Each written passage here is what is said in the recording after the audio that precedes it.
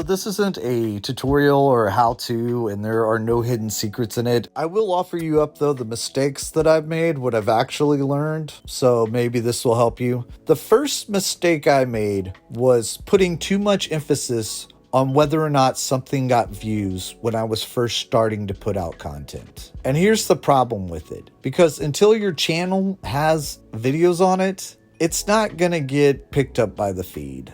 And I know this because I recently decided to split my channel into two channels. And I've been putting videos over on the other channel that would have gotten picked up on my main channel, but they're not getting picked up right now because there's only 11 videos on there. And they're just as good a quality as the stuff I've been making, but because I don't have an established base of videos, YouTube does not prioritize them. So when I first started making videos, I kind of overreacted. I made some videos and I went like, oh, well, these didn't get views. They suck. I guess I got to try something new. And so I abandoned some concepts and ideas that I probably should have stuck with. No, just keep making videos and keep doing what you want to do for a little while and give it some time. The second big mistake I made is I put too much emphasis on making videos that I thought people wanted to watch. I think up front, the more important thing to do is to make videos that get you excited. And it's just easier to spend more time and to care about the videos more when it's something that you actually feel like making a video about. And so early on, like I looked at stuff,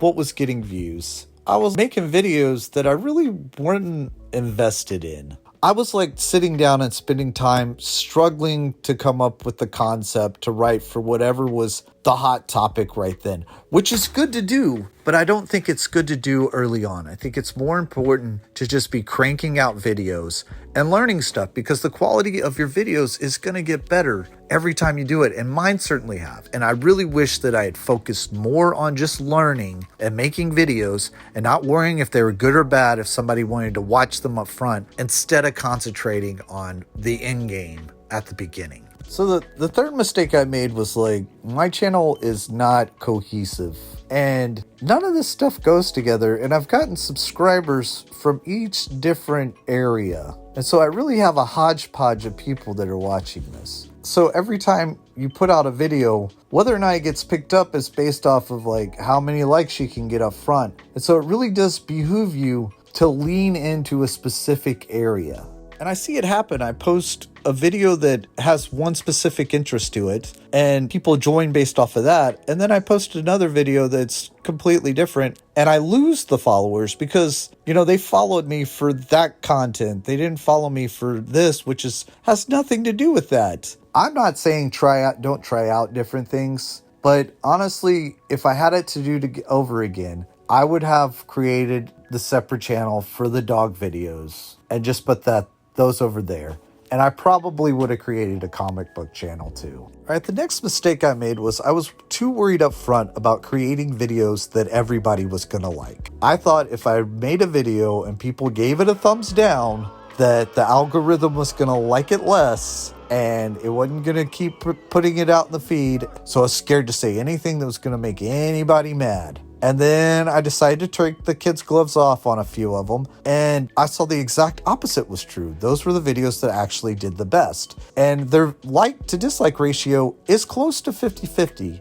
You want people interacting with it because even if they disliked it, that means they watched enough of it that they had to realize they disliked it. And you want people making comments and you want people having back and forth on there. That gets your video pushed out to more people. That's what I found through personal experience. The other part of that equation, though, is when you put out videos that push an edge or a topic, they're going to get flagged. 50 to 60% of my videos get flagged on TikTok. And I have to go through the appeals process, and I always win it except for one time. And I'm still upset about the one time I didn't win it because I don't think it was fair. But if they don't like what they have to say, somebody's going to flag it just out of spite. Just be prepared for it. And it really is frustrating. This one lady flagged me, and I know it was her because she watched the video. I just put it up. It got flagged, and I saw it happen. So I messaged her, and I said, hey, just out of curiosity, why did you flag my video? And she was like, well, I just don't think it's right for a white person to be talking about gangster rap. And the funny thing was that she was white. Also, didn't argue with her, but that's what you deal with. So those are the 4 mistakes that I feel like I made that I would change if I was starting over today.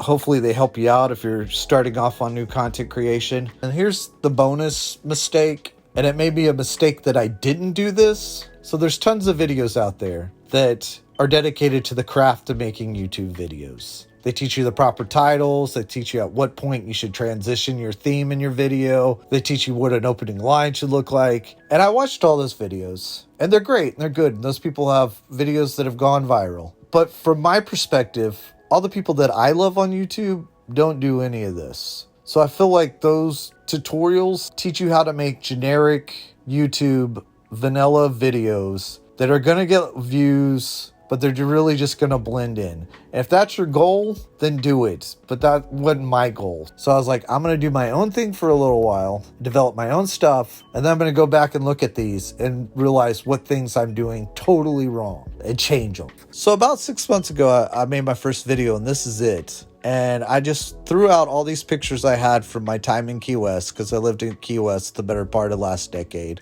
I was like, let's just get all these pictures off my phone. I'll put them in a video. And I didn't even know that CapCut had sound that you could use. So I was like, oh, well, I'll just record myself playing on my guitar. And I just did it in one take. I didn't even try to make it sound good. I don't even feel like the guitar was in tune. I put the phone on my knee and I was like, oh, that's good enough. That's perfect. You know, in my mind, I thought that this was a good video. But now I look at it and I'm like, God, this is horrible. And so I remade the video for this video right here. I was thinking, you know, I'm going to remake this video every 6 months and see how much better I can do it. And maybe it'll motivate me each time to keep going when I can actually see the progress. And that's really where I've improved over the last 6 months, is my quality of making videos has gotten way better. And it's not where I want it to be yet, but each time I make a video, I learn a new trick and I get slightly better. This first year has just got to be dedicated to learning. The second year, I'm going to try to worry about getting monetized. Well, anywho, thanks for listening. This is more like a personal journal. I'm going to make another one of these in November,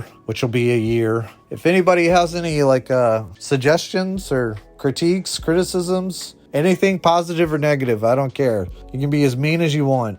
I don't care. I'll take the criticism. Just any chance to get better. I'd be thankful in advance for any comments I get that could help me out.